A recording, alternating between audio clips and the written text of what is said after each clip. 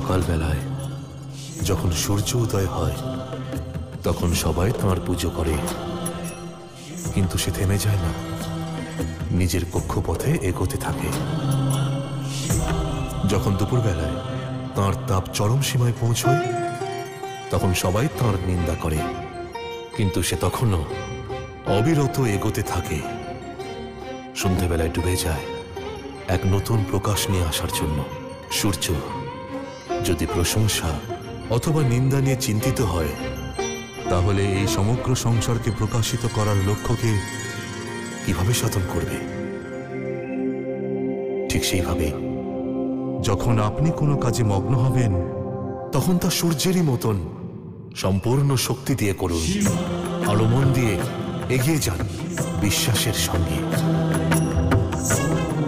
কারণ প্রশংসা অহংকারী করবে আর নিন্দা নিরাশায় ভরিয়ে দেবে। না প্রশংসার লালসা আর না নিন্দার ভয়, শুধু নিজের কাজের প্রতি বিশ্বাস রাখুন। নিজের লক্ষ্য সাধন করার শুধু এটাই একমাত্র পুঁজি।